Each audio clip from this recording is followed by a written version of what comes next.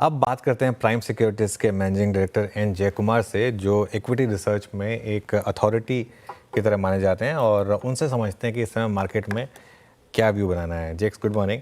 और सबसे पहले तो बहुत बहुत शुक्रिया आज हमारे साथ जुड़ने के लिए। आई होप आपकी तबीयत बिल्कुल सही है। क्या लग रहा है मार्केट देखकर? एक क्या सेंस बन रही है कि जो पिछले 2 महीने की करेक्शन हुई उसमें एक हार्ड बॉटम बना, एक ख़राब खबर के साथ मार्केट ने एक बॉटम बनाया? एक्चुअली ख़राब खबर तो एक बात है, दूसरा बहुत बड़े वॉल्यूम्स के साथ मार्केट ने बॉटम बनाया है एक्सपायरी वाले दिन। एंड मेरे को एक और इसमें बात नज़र आ रही है कि बहुत लोगों का जितना नुकसान हुआ है ये लास्ट 3-4 हफ्ते में, जितना शायद इन लोगों ने पैसा 2 साल में बनाया था वो सब निकल गया। That is the general feedback जो हमको मिल रहा है। यानी कि मार्केट ने सबको एक बार तो एज दे से सौदा बराबर करने में मजबूर कर दिया। और जब ऐसी बात आती है तो फॉरेनर्स का भी सेलिंग क्लाइमैक्स हुआ, बैड न्यूज़ का भी जो एक अनएक्सपेक्टेड बैड न्यूज़ था, जैसे अडानी बोल लो, या ये जो स्पेट ऑफ रेगुलेशंस जो सेबी ने इंट्रोड्यूस किया है काफ़ी कंस्ट्रिक्टिंग है, बहुत रिस्ट्रिक्टिव है ये, एंड कुछ चीज़ों को शायद उनको वापस रीलुक करना है।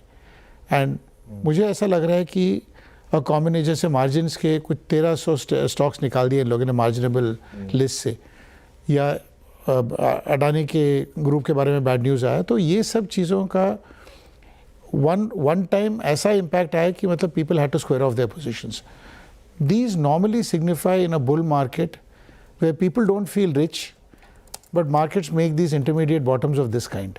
तो मुझे लग रहा है कि बहुत aggressive bottom मतलब बना है ये below 24,000, 23.5, 24 के रेंज में। और it would not surprise me कि अगर next 6 weeks into January we may actually make and reattempt the old highs again. FI selling की आपने बात की, उसमें काफ़ी हद तक ब्रेक लगने की आपने बात की। तो अब HDFC बैंक इस पर लेकर क्या व्यू बन रहा है, और बैंक्स क्या यहाँ से लीड कर सकते हैं? I think the next bull market leaders, क्योंकि हर कोर्स के अलग घोड़े होते हैं, तो मुझे लग रहा है कि 3 spaces I can think of. One is clearly the PSU space, defence है, PSU banks हैं, and specifically I feel banks like State Bank of India. So in addition to these PSUs, I would say banks. In the banks, I think the two biggest, HDFC and SBI, could lead the way forward. तो ये these are two sort of spaces I can think of. Plus अगर ये Trump का impact हम देखते हैं तो काफ़ी restrictions चाइना भी हटा रहा है exports में to come back into the world without tariffs in some sense. तो मुझे लग रहा है कि metal space can also be hugely benefited, and other than that because in the US they are looking for lowering the cost of everything, the generics pharma space could be hugely benefited. तो generics pharma, metals, banks and the PSU space, तो ये मुझे लग रहा है could be the pillars for the next bull market. Okay, इसमें कोई specifics जो आप थोड़ा और डिस्कस करना चाहें, क्योंकि बहुत बड़ी स्पेसिस हो गई है। आपकी मुस्कुराहट ये बता रही है कि स्टॉक स्पेसिफिक बात करना चाहिए। अगर आप करना चाहें विद डिस्क्लेमर। नहीं, डिस्क्लेमर मैंने स्टेट बैंक और HDFC का जिक्र किया था, तो इसमें मेरा इंटरेस्ट आप मान के चल सकते हो, लेकिन I think these represent where the money is moving. क्योंकि इतने State Bank of India only because it was always been ahead, but it falls into the PSU basket as well as the banking basket. So I think it could be a huge beneficiary of both. अच्छा, कल market ने एक view लिया जेक्स की, वो जो खराब GDP का नंबर आया, जो वाकई में एक शॉकर था। मतलब किसी के लिए भी, चाहे सबसे खराब जो एस्टिमेट था उसके लिए भी शॉकर था कि अब गवर्नमेंट के पास कोई ऑप्शन बचेगा नहीं but to go all out. और कल मार्केट ने सीमेंट, रियल एस्टेट, इन सब पॉकेट्स में, कंस्ट्रक्शन, कैपिटल गुड्स में थोड़ी सी बाइंग की शुरुआत की। ये कुछ ऐसी स्पेसेस रही हैं, कंजम्पशन स्पेस, जहाँ पर अर्निंग सीजन भी काफ़ी ख़राब था, तो कुछ हद तक शायद मार्केट को पता था कि ये डेटा पॉइंट्स तरीके के रहने वाले हैं। लेकिन क्या is it too simplistic in stocks में बाइंग करना, क्योंकि जब तक वो रिफ्लेक्ट ना हो अर्निंग्स में, क्या यहाँ पर बाइंग करना ठीक रहेगा? इसमें ऐसा है कि हम लोग शॉकर तो बोलते हैं, लेकिन 2 मिनट के लिए अगर ये देखें कि लास्ट 13 साल में this is the lowest spending the government has done in the first 7 months. Normally spending is front loaded, यहाँ पर तो इतना अग्रेसिवली रियर लोडेड है कि वो स्पेंडिंग के लैक ऑफ स्पेंडिंग के कारण ही मेरे हिसाब से जो स्ट्रेस आया है, whether it's MFI stress which is got exaggerated और it is the lack of capex, private sector hasn't got kept pace.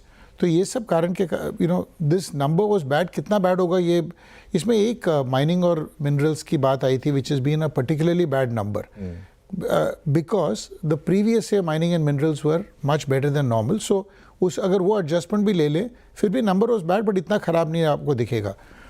तो मुझे क्या लग रहा है, जैसी गवर्नमेंट स्पेंडिंग अब मेरे हिसाब से शुरू हो चुकी है अभी, बट आपका इसको इम्पैक्ट दिसंबर जनवरी में अग्रेसिवली मिलेगा आपको। एंड इसमें क्या आपको करना चाहिए कि you should the first sign जो स्पेंडिंग का आता है वो रूरल इकोनॉमी में आता है, रूरल स्पेंडिंग में आता है। MFI स्पेस में जो राहत वो सीख कर रहे हैं वो they will be able to get that relief. तो मुझे लग रहा है कि keeping that in mind, if you see some of the banks have been beaten, जिनका एक्सीडेंट्स हुए थे पिछले क्वार्टर में, एक्सीडेंट्स वो बोलते थे क्योंकि MFI स्पेस में थे और MFI स्पेस में थे। लेकिन आज भी कुछ MFI बैंक्स ऐसे हैं जो 1.2 से 2 टाइम्स बुक में ट्रेड कर रहे हैं, लेकिन private sector banks are trading at below book in some cases. तो I think they are opportunities that one should look at. लेकिन इसमें क्या आप ये मानते हैं कि वो जो पेन थी MFI की वो एक ट्रांजिएंट पेन थी या फिर थोड़ा सा आगे जाकर और मैग्नीफाई होगी? क्योंकि अगर ऐसा है तो सिर्फ वैल्यूएशन पर नहीं लेंगे स्टॉक्स लोग, अगर वाकई में बुक में पेन है, वाकई में अर्निंग्स पर प्रेशर आने वाला है। इसमें दो चीज़ें आपको देखनी पड़ेगी। जो स्टॉक्स को मार्केट ने बीट डाउन किया है वो इसलिए किया था also because it came at a very bad market time, तो पीपल का फोर्स लिक्विडेशन हुआ।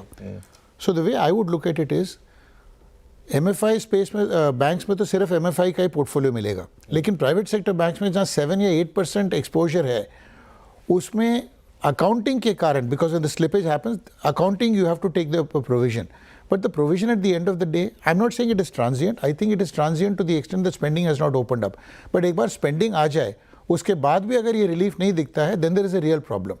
But जहाँ तक मेरा मानना है, इतना low flow of money in the retail economy, in the rural economy बहुत सालों के बाद दिखा है, इसलिए ये पेन मैग्नीफाई हुआ है। तो Q3 और Q4 के बीच में बॉटमिंग आउट होके, प्लस ये आप देखिएगा when banks trade below book, it is implying that they are going to declare losses. That's why the book is going to come down. But that is not the case if you see the banks that have been beaten. And there are opportunities here you must see where banks are adding to profits every quarter, maybe lower amount because of provisioning, but the opportunity is there in private sector banks for you to take a call.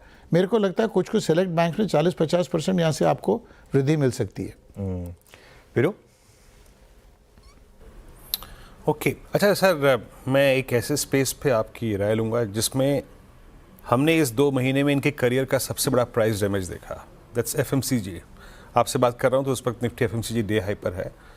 अब आपका view क्या है sir FMCG पे? ये prices क्या as a investor approach करना चाहिए, इनको कलेक्ट करना चाहिए? FMCG जहाँ तक है, पहली बार मेरे हिसाब से दशकों के बाद big disruption has happened through quick commerce and the new as companies.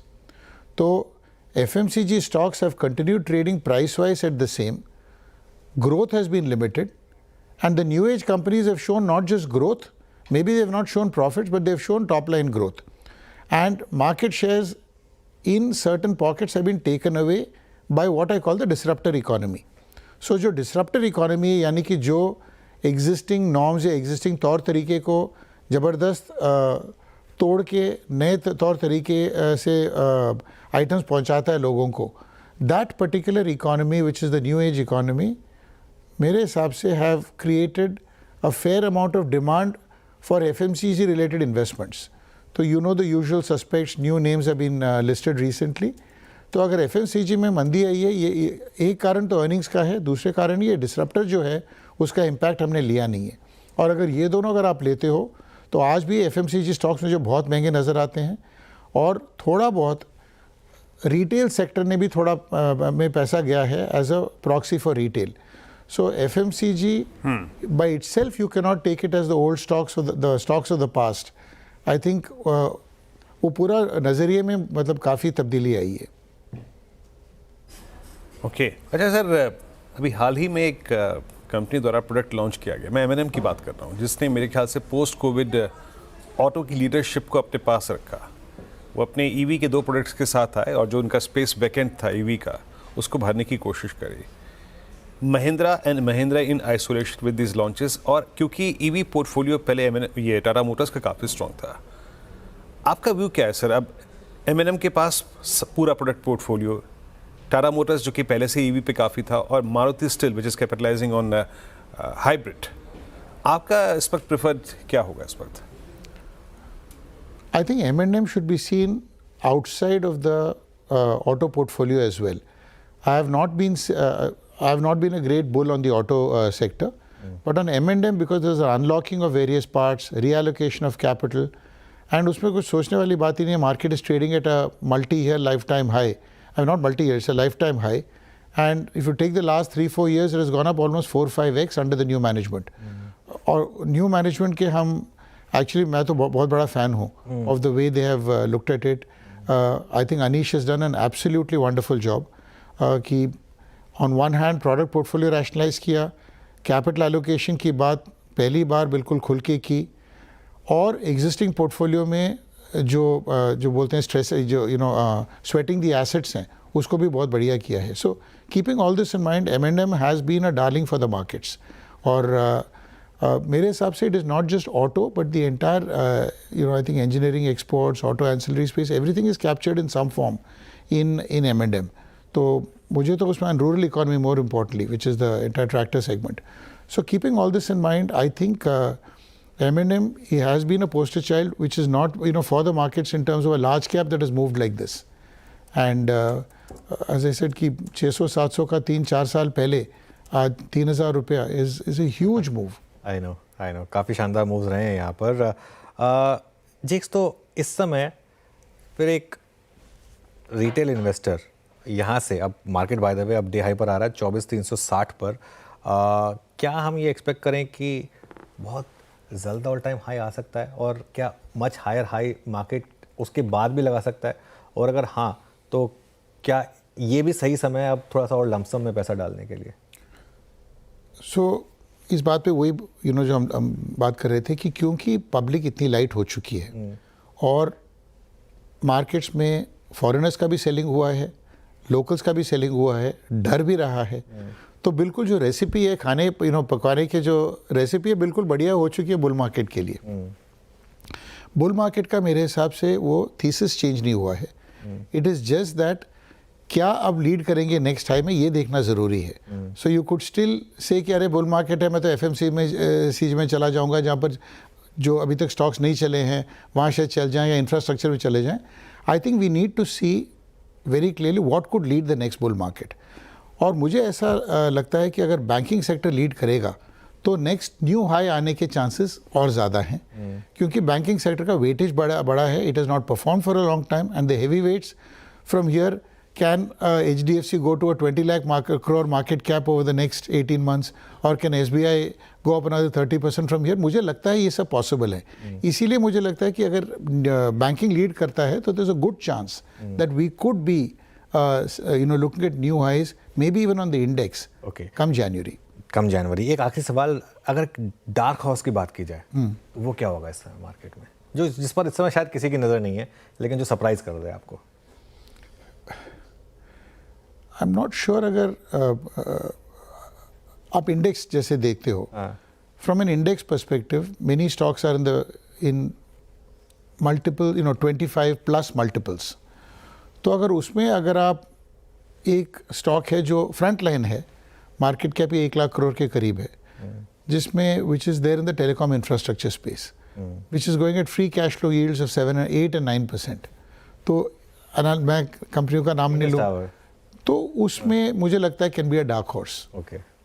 कि टेलीकॉम में तेज़ी है, डेटा सेंटर्स में तेज़ी है, इंफ्रास्ट्रक्चर में मेरे हिसाब से काफ़ी इन्वेस्टमेंट होगा. So keeping this in mind, this could be a dark horse. Again disclaimer मैं देना चाहता हूँ कि this is because you asking me to make put me on the spot there, but keep the mind that anything that I mention here I will have an interest in. तो this could be dark horse, potential dark. Potential dark horse for the year. बिल्कुल, आपका disclaimer हमने चला दिया है जेक्स, don't worry about that. नहीं, आज के लिए ज़रूरी है कि हम तो ये mention सिक्योरिटी फर्स्ट पहले हमेशा मानते हैं, बिल्कुल। पहले प्रिकॉशन उसके बाद बाकी कुछ, तो ये बिल्कुल सबसे पहले चला दिया डिस्क्लेमर। जेक्स बहुत बहुत शुक्रिया आज हमारे साथ जुड़ने के लिए। बहुत बहुत चलिए, शुक्रिया आपसे मुझे जल्दी बुलाने दोबारा के लिए। बात करेंगे।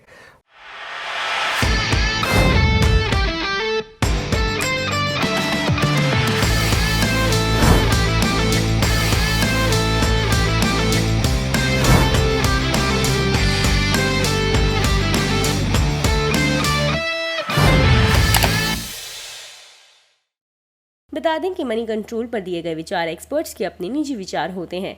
वेबसाइट या मैनेजमेंट इसके लिए उत्तरदायी नहीं है। यूजर्स को मनी कंट्रोल की सलाह है कि कोई भी निवेश निर्णय लेने से पहले सर्टिफाइड एक्सपर्ट की सलाह लें।